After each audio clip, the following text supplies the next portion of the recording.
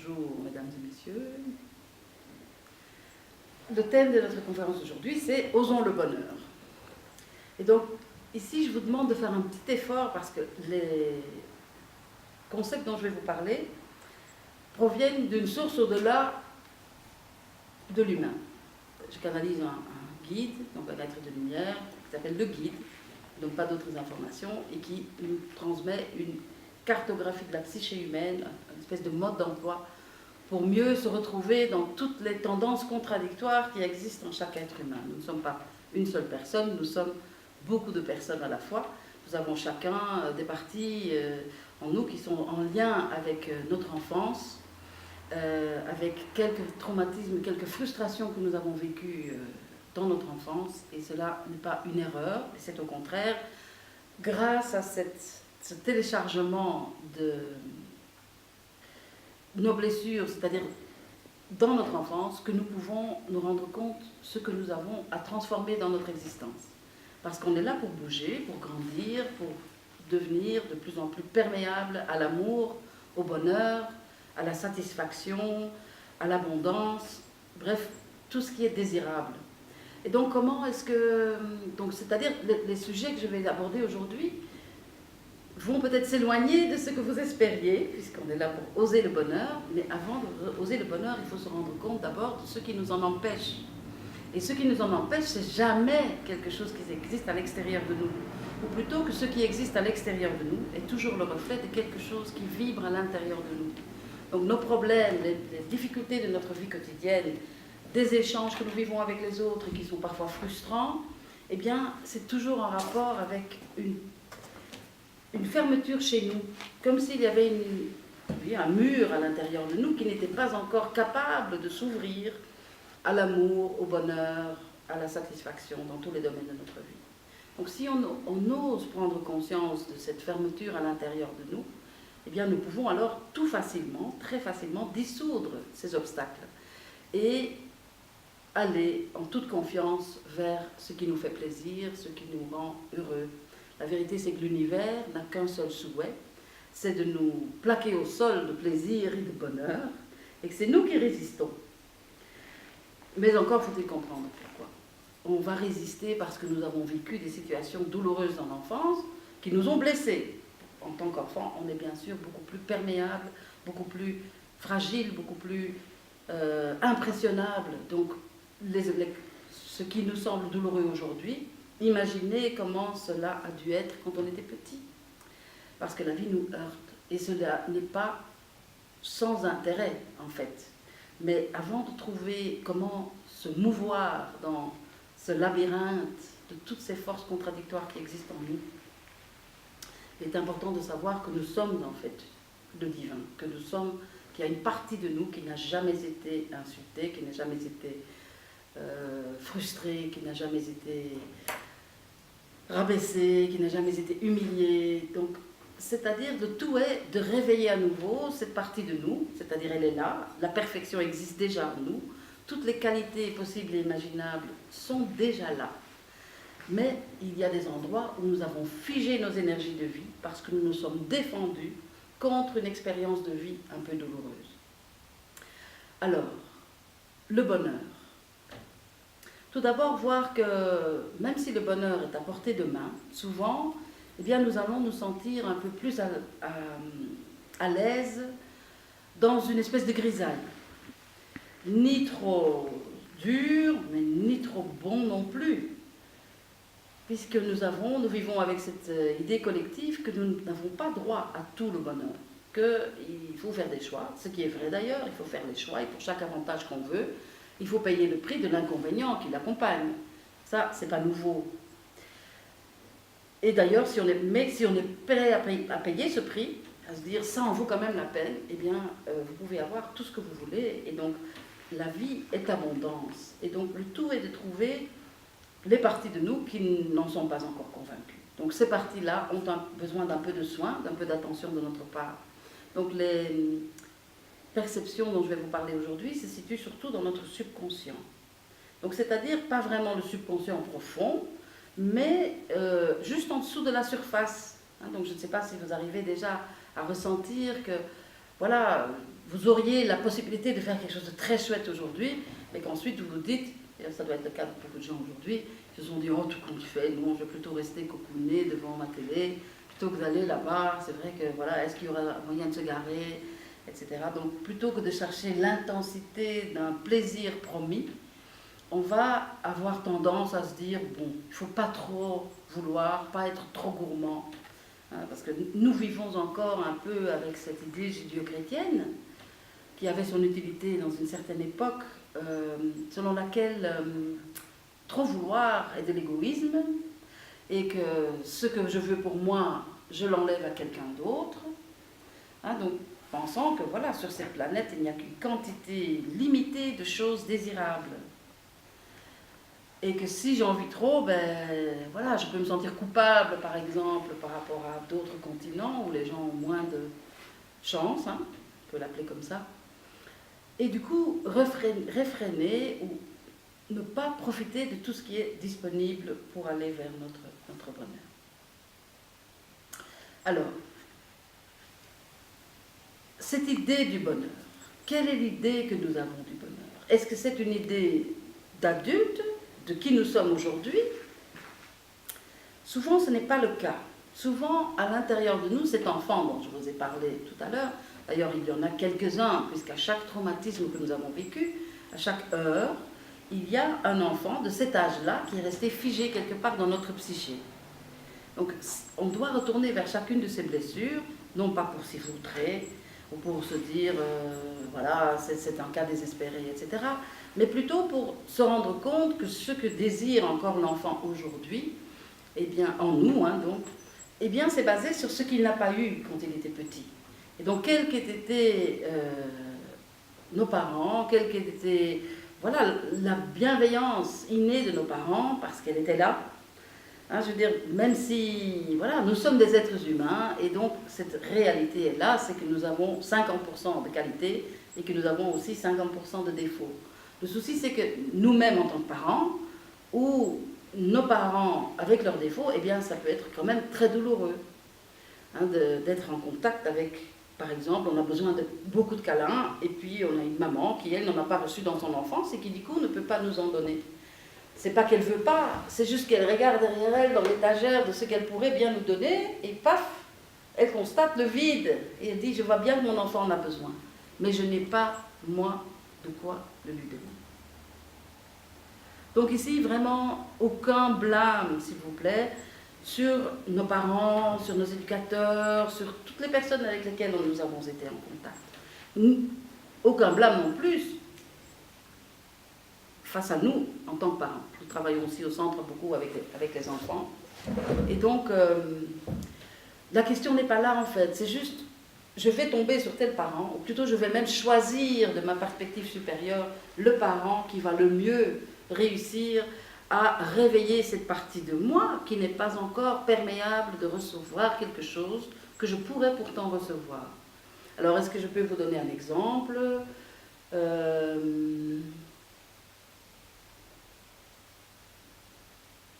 Une souffrance dans l'enfance, je ne sais pas. Et justement, on va parler de cette maman qui n'a pas la possibilité de nous donner les câlins, qui n'a pas cette manifestation de l'amour physique. Hein, peut-être parce qu'il y a eu des freins par rapport à ça dans sa propre enfance, ou effectivement, qu'elle simplement, elle n'a pas reçu ça, et elle ne peut donc pas le transmettre. Donc il arrive à un moment donné une génération où on va tomber sur quelqu'un qui va se dire, même si je ne l'ai pas reçu, je vais quand même, moi, le donner à mes enfants.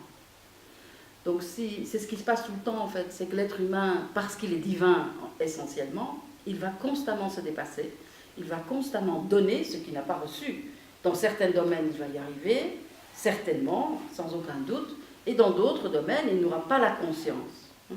Donc le chemin qui est proposé par l'entité que je canalise est justement d'aller retrouver ces différentes choses dans le fait de regarder justement ce qui est le plus dur à regarder. Donc d'oser confronter les parties de nous qui sont sombres, qui n'osent pas l'amour, qui n'osent pas l'interaction positive avec quelqu'un, parce qu'on est défendu et on se dit, aïe aïe, si je m'ouvre encore, je vais être blessé encore. Donc c'est ça, notre désir de bonheur est souvent basé sur le bonheur que nous aurions voulu en tant qu'enfants. Alors il est important de comprendre ça, parce que même si, je vous répète, ce n'est pas nécessairement dans notre conscience, nous savons bien ce qui nous rend heureux, ce qui nous ferait plaisir en tout cas, dans notre conscience d'adulte. La vérité c'est que même si on le sait, ben on a peut-être peu d'énergie pour y aller. Quelque part, ça nous rend plus... On se sent plus rassuré dans le fait de garder nos rêves à l'état de rêve, justement. De les rêver plutôt que de se mettre en mouvement vers. Pourquoi? Tout simplement parce que ben, nous avons peur d'être déçus. Et donc on se dit, mieux vaut le malheur que je connais que le bonheur que je ne connais pas. Parce qu'il n'est pas certain que je vais l'avoir. Maintenant, vous, en tant que personne adulte, vous pouvez prendre ce risque. Le problème, c'est que tant que l'enfant qui vit dans nos profondeurs n'est pas rassuré, eh bien, il va quelque part vous empêcher d'aller vers ce qui vous rend heureux. Tout simplement parce qu'il se dit, mais moi, de toute façon, je ne connais pas le bonheur. Le bonheur, ce serait d'être parfaitement aimé par une personne à l'extérieur de moi. En tant qu'enfant, nous sommes dépendants des adultes, pour tout. Nous sommes dépendants pour notre survie physique, c'est-à-dire simplement l'abri, l'alimentation, les soins, exactement. Il y a toutes sortes de choses. On a vraiment besoin de tout quand on est petit. Et ces choses dont on a besoin sont disponibles partiellement, on va dire. Donc, l'enfant ne va pas renoncer quelque part. Il a l'impression d'avoir perdu dans les domaines de sa vie où il n'a pas été satisfait. Et parce qu'il a l'impression d'avoir perdu, d'avoir échoué, il va tenter de quand même y aller. Donc vous n'êtes pas au courant de ça. C'est-à-dire, c'est un enfant en vous qui va pousser. Et du coup, même si on peut être, par exemple, dans la relation amoureuse, on va forcément replacer, c'est voulu ça. Dans chaque couple, nous sommes au moins 6, puisqu'il y a les adultes que nous sommes, il y a les enfants que nous avons été, et il y a aussi le parent de sexe opposé qu'on va, du même sexe selon notre orientation, c'est-à-dire qu'on va projeter quelque part ce parent sur notre partenaire de vie. Parce que ces blessures doivent se jouer. Ces blessures de l'enfance et les défenses que nous posons dessus doivent se jouer, puisque c'est justement là-dessus que nous devons changer d'avis quelque part. Donc les blessures que nous vivons, donc que ce soit la boulangère qui vous dit pas bonjour quand vous entrez dans le magasin, que ce soit le gars qui vous pique la place de parking devant vos yeux, etc. Toutes ces petites frustrations de la vie quotidienne, elles sont tout simplement là pour que vous puissiez vous rendre compte d'un état émotionnel qui préexiste chez vous. Par exemple, si j'observe mes émotions, c'est comme ça qu'on fonctionne, on va observer nos émotions, c'est très simple à faire, observer et donner une petite place au courant émotionnel qui est toujours là quelque part. Parfois avec des émotions d'arrière-plan dont on ne se rend même pas compte, mais qui est un peu comme un climat, le climat de notre enfance par exemple. Voilà, parce que quand on a eu un parent qui était un peu, on va dire, débordant d'énergie, ou on va dire quelqu'un qui était alcoolique par exemple, et que quelque part on va garder comme ça le réflexe, parce qu'en tant que petit, on avait peur de l'explosion émotionnelle de la part du parent. Donc on va garder cet état émotionnel autour de nous, on va s'attendre quelque part à ce qu'il y ait un éclat émotionnel, et du coup on va raser les murs, on n'osera pas être pleinement détendu, parce qu'il y a l'enfant en nous qui a encore peur d'une explosion, même si cette explosion n'existe plus du tout dans notre vie quotidienne. Ce qu'il y a, la solution de l'enfant alors, est quand même de vous diriger tout gentiment vers des situations de vie dans lesquelles il y a ce potentiel d'explosion. Qu'est-ce que ça veut dire? Tout simplement que nous voulons évidemment recréer les circonstances de notre enfance pour pouvoir changer d'avis. Le souci, c'est qu'on va donc être attiré, on va être attiré bien sûr par la beauté physique d'un jeune homme, d'une jeune fille, etc. Et puis on va se mettre en lien avec cette personne, donc il y a tout ça, mais par en dessous, bien sûr, nos forces invisibles de chez chacun vont communiquer. Et donc, si moi j'ai un conflit à régler avec mon père, eh bien voilà, mon partenaire lui aura un conflit à régler avec sa mère. Et donc, il ne faut pas vouloir éviter cela. C'est au contraire très très bien. Maintenant, c'est important de revenir vers soi. Chaque fois revenir vers soi et se dire, le bonheur que j'espère qui doit m'être donné par cette personne ici, eh bien, je ne peux plus l'obtenir, puisque c'est un enfant en moi qui veut l'obtenir. En fait, toutes ces situations négatives que nous rencontrons, comme par exemple avec la boulangère, sentir que je m'attends à être rejetée, ou que je m'attends à être mise de côté dans le cas de la place de parking, par exemple, eh bien, quelque part, c'est une occasion justement de se rendre compte, mais pourquoi je m'attends au rejet? Pourtant, cette boulangère, c'est pas qu'elle a beaucoup d'importance dans ma vie. Mais quand même, je vais sortir de là et je vais me sentir vaguement transparente, vaguement pas digne d'intérêt quelque part. Alors que bon, c'est pas ça qui compte vraiment dans ma vie. Mais on serait étonné en fait que par l'observation de toutes ces petites émotions qui sont juste en dessous de la surface, on peut retrouver nos grands conflits et changer d'avis. Le but est toujours de changer d'avis.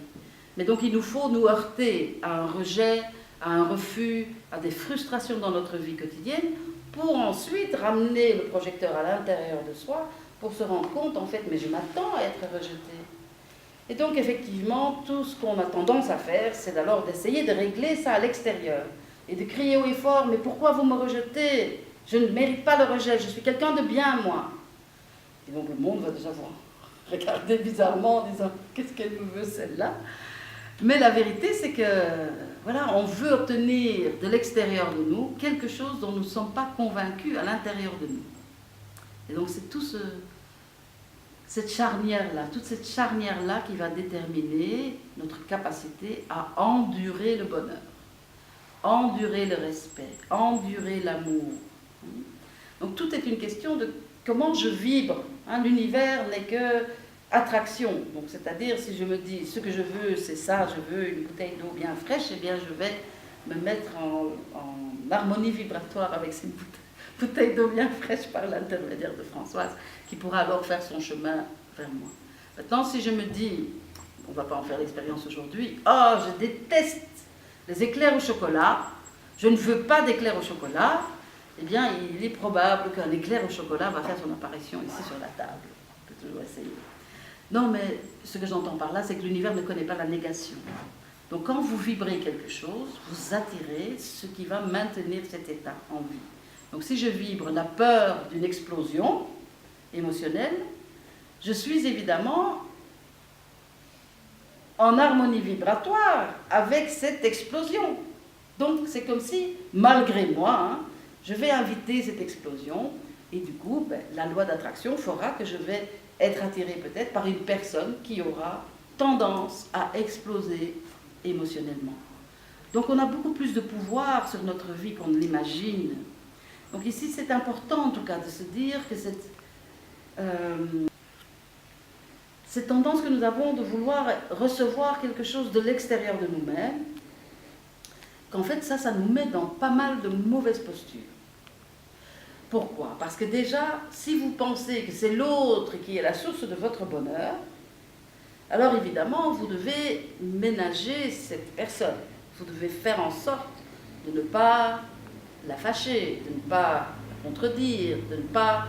Donc vous allez mettre en échec vos propres énergies, vos propres forces vives, quelque part, dans l'espoir que l'enfant en vous puisse recevoir le câlin que vous n'avez pas reçu quand vous étiez petit.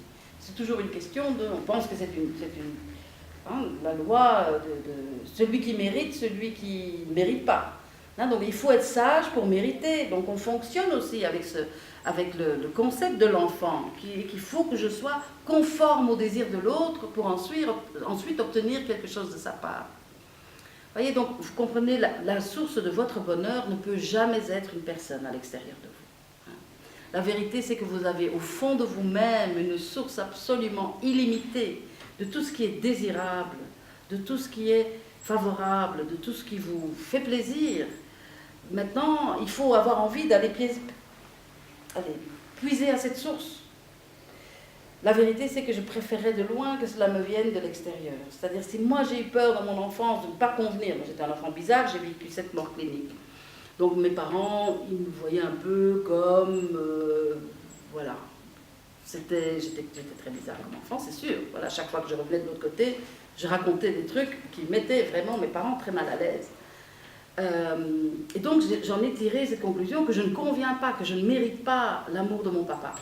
Parce qu'il n'est pas content de moi, il n'aime pas ce que je raconte, il n'aime pas qui je suis fondamentalement. Mais imaginez-vous quand même que ça a été un cadeau magnifique, puisque j'ai dû apprendre à m'aimer moi-même, à m'accepter comme je suis, avec cette faculté d'être un peu ouverte, peut-être plus ouverte sur un autre monde que sur celui-ci. Mais j'ai bien appris, grâce aux différents maîtres que j'ai rencontrés dans ma vie, allant de la boulangère jusqu'à des maîtres tibétains ou japonais ou peu importe, puisque j'ai quand même pas mal bourlingué, mais j'ai appris effectivement à créer cette base solide pour que ce que je vois d'en haut puisse bien descendre sur terre. Et donc, évidemment que je préférerais que ce soit mon papa, ou plutôt mon papa de substitution, qui me dise « tu es quelqu'un de formidable ». Hein, mais s'il me le disait, mon âme ne pourrait pas grandir, voyez-vous. Donc le souci avec notre conscience infantile, c'est que nous avons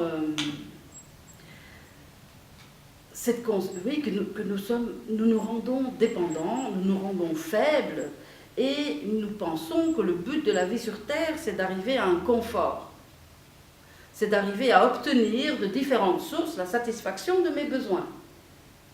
Mais vous comprenez que tant qu'on va dans cette direction, qui est à l'extérieur de soi, eh bien, je mets alors en échec tout ce que je suis venu moi-même apporter ici sur Terre. La vérité, c'est qu'on est chacun né avec un bleu d'architecte, on va dire, avec une quantité illimitée de quelque chose d'unique et de spécifique pour chacun. Et que nous avons à donner ce cadeau en passant ici. Notre véritable maison, ce n'est pas ici sur Terre. Nous sommes ici dans cette sphère d'apprentissage, mais qui est en même temps un terrain de jeu magnifique, dans lequel on peut prendre énormément de plaisir, si on apprend le mécanisme, bien sûr. Et on l'apprend, hein. Vous n'avez pas besoin de moi pour ça. Petit à petit, on apprend de ces expériences. Maintenant, parfois, on apprend négativement de ces expériences dans le fait d'être de plus en plus en retenue, d'être de plus en plus défendu, de dire « Ouh là là, ça je le sens déjà venir, si je vais dans ce sens-là, ça va encore être la même chose que ma relation précédente, et donc mieux vaut rester seul. » Toujours une très mauvaise idée. Et donc mais parfois, nous faisons de très belles découvertes et nous nous ouvrons de plus en plus. À partir du moment où vous êtes conscient d'avoir quelque chose à apporter à la Terre et que si vous mourrez sans l'avoir donné, eh bien la Terre ne l'aura jamais reçu. Et c'est donc bien dommage. Et votre satisfaction, le bonheur réel, se trouve dans dans le fait de déposer ce que vous avez amené. Et ça, vraiment, c'est chaque être humain qui a quelque chose de spécifique à contribuer. Mais aussi, et le fait de révéler cette chose que vous avez à apporter provient du fait d'oser, de régler quelques petits soucis en vous, quoi. Quelques petites frilosités, quelques petites... Justement, là où vous pensez ne pas le mériter, c'est toujours faux. Tout le monde est parfait, en fait, exactement comme il est. Donc déjà, il faut accepter d'avoir une ombre. C'est le cas de 100% de la population. Tout le monde a une ombre. Donc, voilà, la vie est imparfaite, nous sommes imparfaits, et c'est très bien comme ça. Ce qu'il faut faire, c'est d'apprendre de ces imperfections, nos propres imperfections, les imperfections du monde, parce que là, on a énormément de pouvoir, et le pouvoir est justement celui de plonger dans notre propre réservoir, et de s'ouvrir, et de dire, ben, si je le mérite, même si j'ai eu un papa, mais je suis le type d'animal que je suis moi. Mon papa, il était un autre type d'animal. Il était super, il m'aimait. Ça, j'en ai une conviction absolue. Nous travaillons beaucoup avec les états de conscience modifiés dans nos stages, où on va plonger par la respiration holotropique, où on va juste accélérer notre respiration, on va basculer dans un état de conscience modifié, et donc là, on va retrouver des choses qui sont nécessaires. Voilà, c'est notre subconscient, mais c'est en même temps une ouverture sur ce monde gigantesque qui n'a qu'une seule envie, c'est de nous gâter, de nous gaver de tout ce qu'on aime. Et ce sont ces parties-là qu'on découvre dans ces états de conscience modifiés. Donc cet amour de mon père, pour moi, je l'ai vécu parce qu'un jour, dans un travail transpersonnel, je me suis retrouvée en même temps dans ma peau et dans sa peau. Et donc c'était juste parfait, quoi. Et donc il n'y avait plus besoin, il avait le droit de ne pas adhérer à ce que j'amenais comme message. Ce n'était pas lui qui devait être celui qui allait recevoir ce que j'avais à donner. Et donc c'est ok quoi. Donc du coup on fait la paix avec toutes les personnes de notre passé, de notre présent.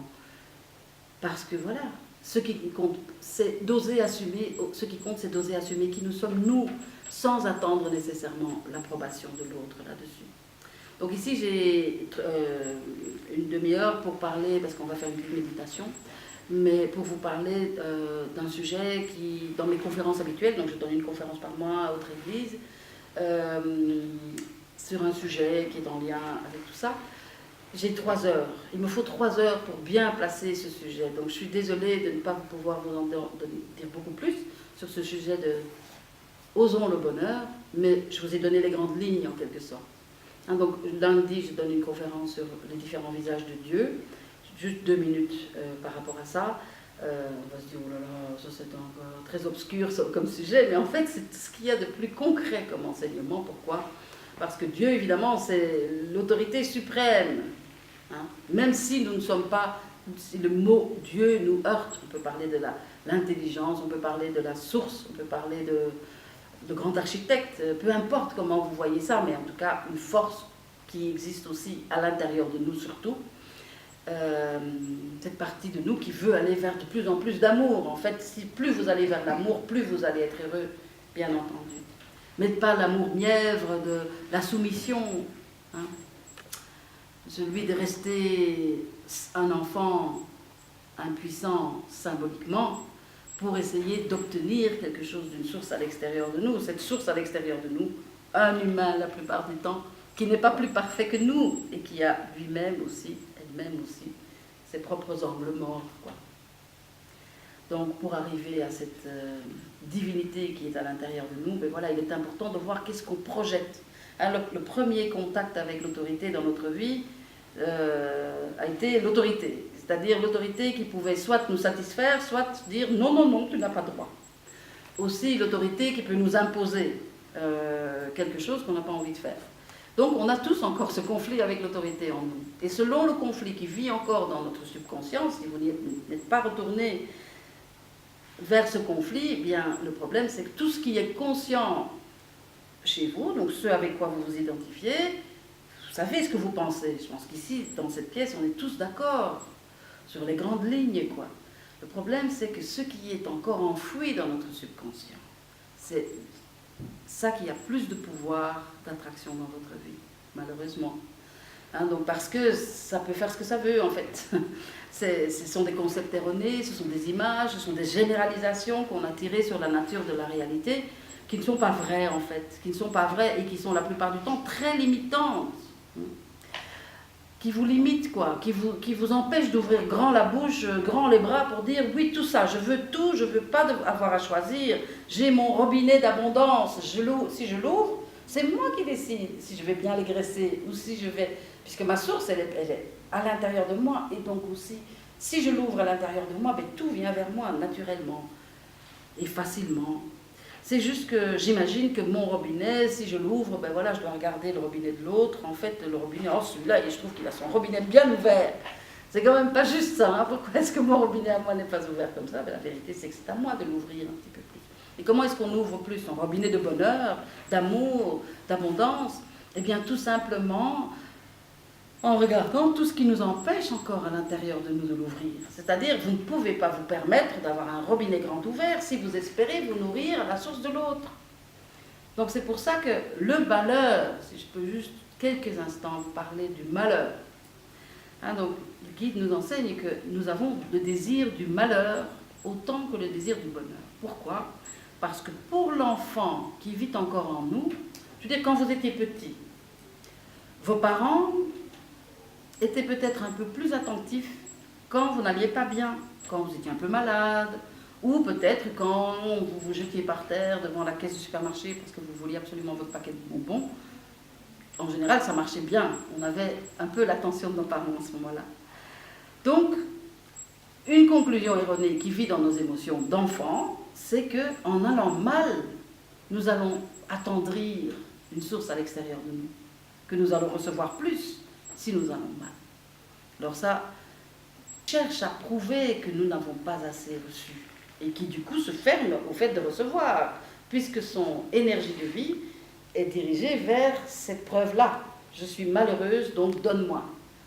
Mais je pourrais être heureuse en fait. Et à ce moment-là, je n'aurais même pas besoin d'attendrir quelqu'un. Donc du coup, on est toujours, c'est nous qui choisissons ce que nous vivons en fait.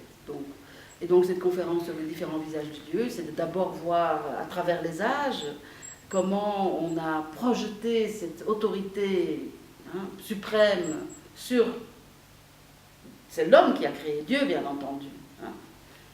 Il existe, mais pas comme... C'est pas un vieux barbu sur un nuage qui va dire « Tiens, voilà, toi tu me plais bien, voilà ton poulet rôti, et puis ah, toi je suis pas contente de toi, alors tiens, prends cette boule de bowling, en les dedans. » Donc c'est totalement absurde qu'on puisse imaginer ça, mais on l'imagine dans nos émotions, puisque nous pensons devoir mériter quelque chose pour recevoir ensuite quelque chose. La vérité, c'est que nous sommes déjà pleins, que nous pouvons déborder. Et que c'est donc simplement une question de voir, oui, effectivement, moi par exemple, je me dis, voilà, j'ai très mal aux dents, je me dis, quand j'étais petite, je me disais ça, une rage de dents, et je faisais toutes les promesses, si tu m'enlèves ça, Seigneur, j'irai à la messe tous les dimanches. Donc sous-entendu, Dieu, il a envie que j'aille à la messe tous les dimanches, parce que mon papa voulait que j'aille à la messe tous les dimanches, que j'ai fait d'ailleurs. J'étais obligée jusqu'à 12 ans, ça ne me correspondait pas du tout, puisque c'est pas comme ça que moi j'avais expérimenté l'amour divin de l'autre côté du voile à chaque fois que je me suis trouvée. Donc c'est une belle idée, mais c'est une distorsion tout de même, le dogme, quel que soit le dogme. Donc voilà. C'est important d'aller retrouver à l'intérieur de soi ces attentes et ces craintes que nous avons par rapport à une autorité à l'extérieur de nous qui va nous punir ou qui va nous récompenser. La vérité, c'est que le fait d'aller dans ce sens, d'imaginer ça, de vivre ça comme ça, eh bien, ça va nous empêcher effectivement d'aller vers la responsabilité personnelle et de se dire, ok, il y a un truc qui s'est passé aujourd'hui, qu'est-ce que ça vient me dire? Quelle est la leçon que je peux apprendre? Et la leçon n'est jamais que j'ai été méchante, que je suis mauvaise, que je ne suis pas digne de recevoir ou quoi que ce soit. La leçon est toujours qu'il y a une partie de moi qui pense ne pas l'être. Et c'est donc mon boulot d'aller rechercher cette partie de moi et de la convaincre du contraire, en tout cas de placer simplement un autre concept à côté de celui que je découvre dans ma vie émotionnelle. Voilà, donc ça c'est la partie théorique. Est-ce que vous êtes prêts pour un petit plongeon dans votre vie intérieure? Emilien va nous accompagner au balafon. Vous allez voir, c'est très agréable, très doux. Ça nous mettra dans un état légèrement modifié de conscience.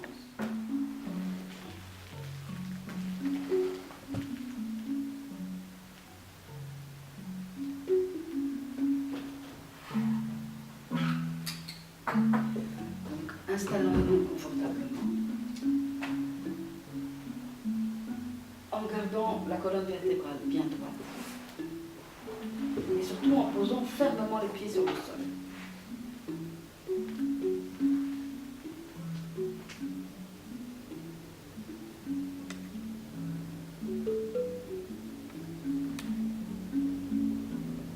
Ressentons le contact du corps physique avec cette dimension terrestre. Donc, le sol sous vos pieds, le siège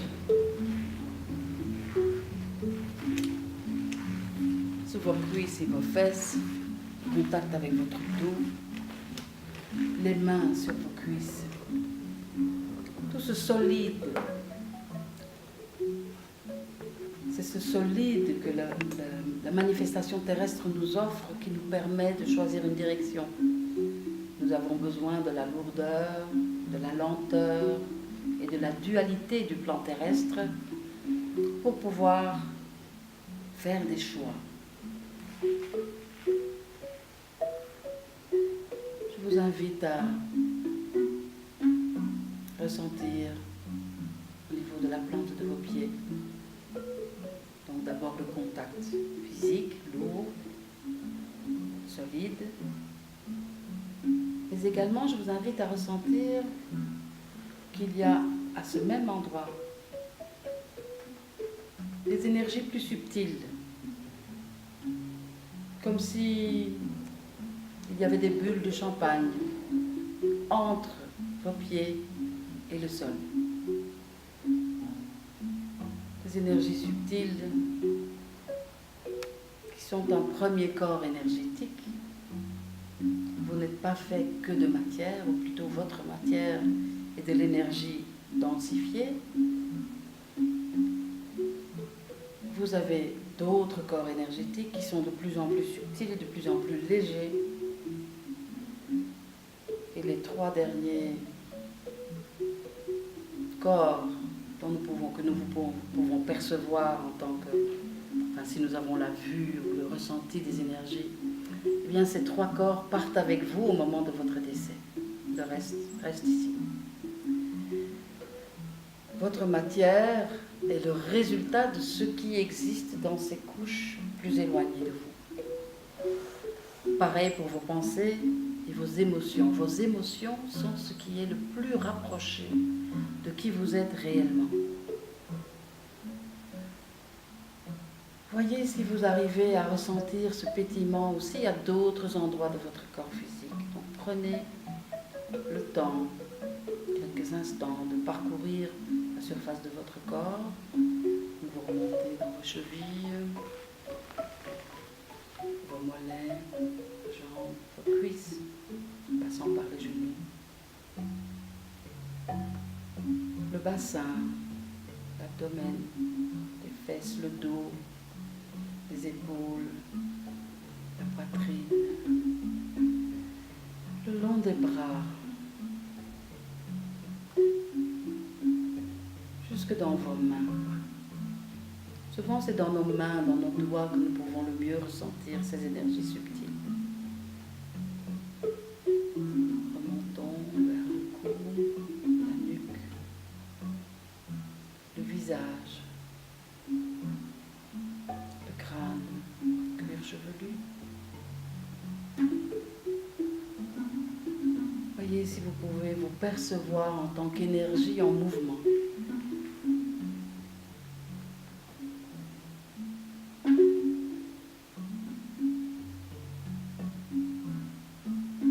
Il peut s'agir du changement de vos cellules, qui sont en mouvement perpétuel.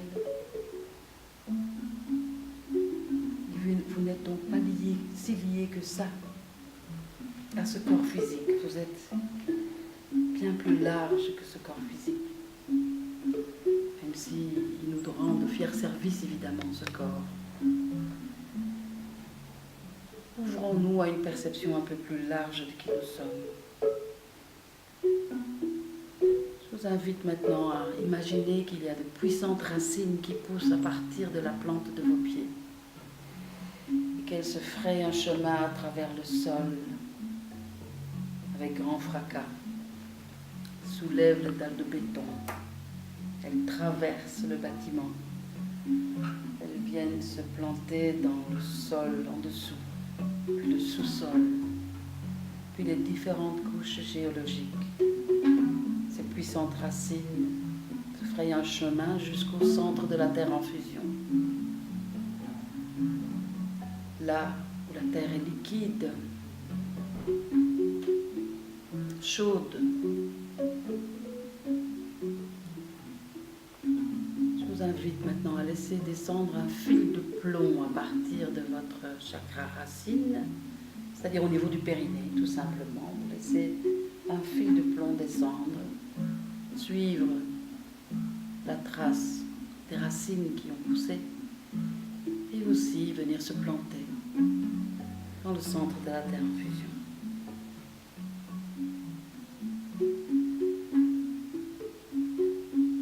Fil de plomb, quand il atterrit, eh bien, il se pourrait que vous ressentiez une sensation de chaleur, que vous visualisiez les couleurs jaune, rouge, orangé peut-être.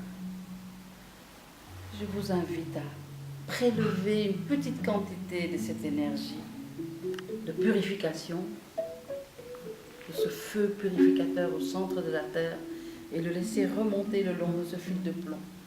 Donc vous l'accueillez dans votre chakra racine et puis le fil de plomb continue tout à travers votre corps énergétique pour ressortir de l'autre côté, au niveau de votre chakra couronne, en haut du crâne.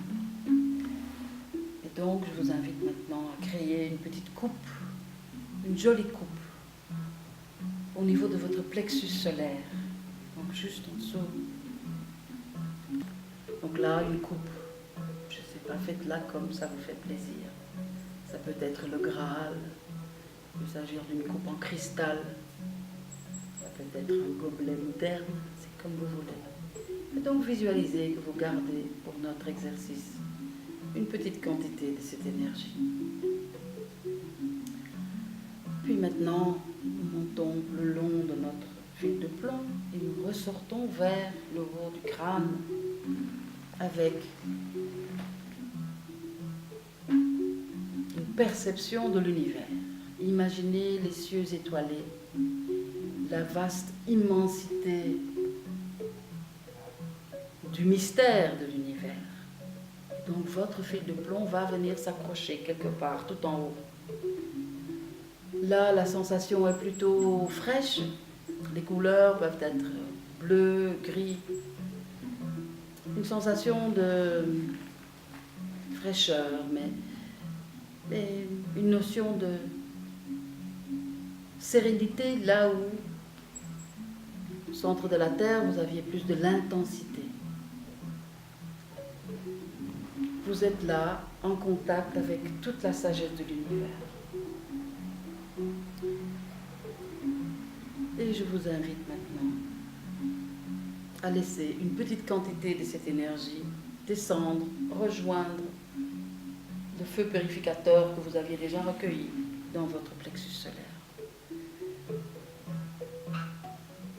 Non, je vous invite à visualiser que vous absorbez avec chacune de vos inspirations de l'énergie blanche et pure, et qu'avec chacun de vos expires, vous rejetez de vos poumons et de tout votre système énergétique les énergies de stagnation, juste ce dont vous n'avez pas besoin, les petits stress de la vie quotidienne, les transports en commun, la fatigue accumulée. Rien de bien méchant, juste que vous n'en avez pas besoin pour le moment. Donc vous vous nourrissez de cette lumière blanche et pure, de l'origine divine.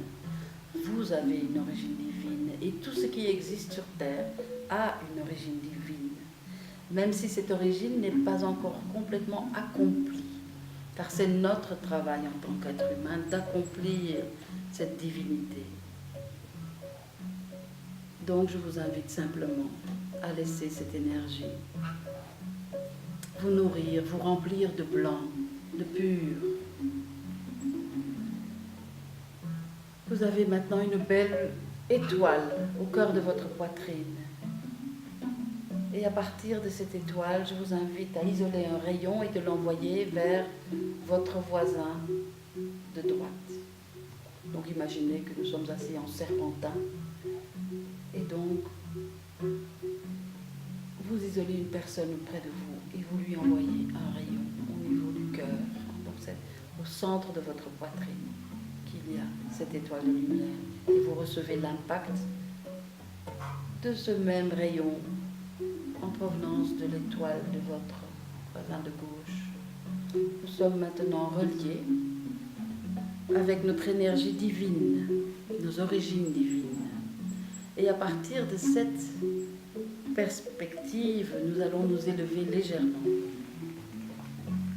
Nous nous élevons comme si on était en lévitation. Et donc je vous invite à entrer dans cet état de conscience légèrement modifié, avec ce feu purificateur qui est là à votre disposition et avec cette connaissance des lois de l'univers qui sont là, ouvertes devant vous, si vous avez envie de regarder. Cette sagesse qui réside en vous. Et à partir de cette perspective, nous nous élevons, tout doucement. Et nous voyons descendre devant nos yeux un écran. Magnifique écran, cinéma.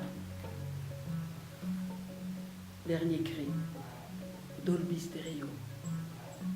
Et nous allons laisser se projeter sur cet écran un élément de notre vie de maintenant qui n'est pas tout à fait à la hauteur de nos espérances. Il peut s'agir d'une situation, d'un événement, d'une relation entre différentes parties de vous, un jugement que vous percevez, que vous posez sur vous, quelque chose qui vous empêche d'être aussi heureux que vous pourriez l'être. Donc, tout simplement, cette notion, se projeter, vous ne pouvez pas vous tromper, la première idée est la bonne. Tout est dans tout de toute manière. C'est une porte d'entrée vers plein d'autres choses par la suite. Donc vous pouvez laisser ce souvenir, il peut s'agir d'un souvenir de la semaine passée, d'il y a quelques années, de votre enfance même en tout cas, quelque chose qui est en lien avec une absence de paix dans votre vie de maintenant. Se projeter là. Bien, observez maintenant le courant de vos émotions à ce sujet. Que ressentez-vous par rapport à ça? Y a-t-il du découragement? Ressentez-vous du désespoir? Y a-t-il de la colère? Ressentez-vous du ressentiment vis-à-vis de quelqu'un? Ou est-ce que vous vous blâmez vous-même pour quelque chose? Votre clé ici est cette émotion négative.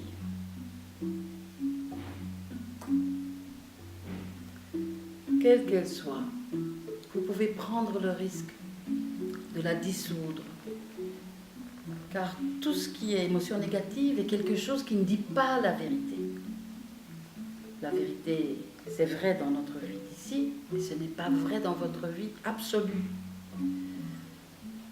Donc laissez cette énergie redevenir ce qu'elle était à l'origine, cette énergie qui est condensée, qui implique un jugement, une dureté, une fermeture, et visualisez que vous envoyez plein d'amour à partir de votre source divine à cette partie de vous qui vit cette souffrance pour le moment. Vous pouvez dissoudre cet état douloureux. Visualisez maintenant le contraire de ce qui vous fait souffrir. Quelle serait une conclusion positive au-delà de ce que vous vivez comme souffrance pour le moment? Qu'aimeriez-vous vivre? Qu'aimeriez-vous ressentir?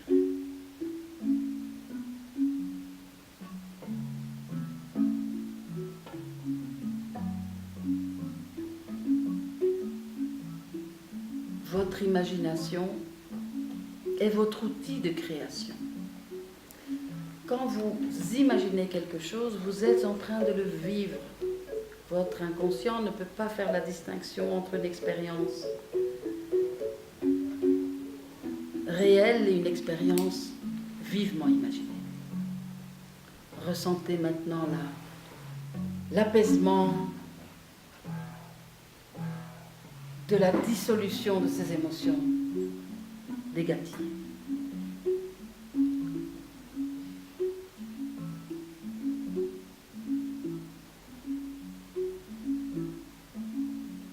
Prenez-vous dans les bras et accordez-vous ce bonheur, cet état meilleur que celui avec lequel vous avez commencé la méditation. Cette émotion négative n'est pas une réalité définitive, vous pouvez agir sur elle. Accordez-vous maintenant, en toute conscience, la satisfaction dans le domaine que vous avez touché. Voilà, tout doucement, nous revenons vers notre état de conscience habituel. Chacun a son rythme et vous êtes à Elisine, au salon Planète Zen. Bienvenue de retour.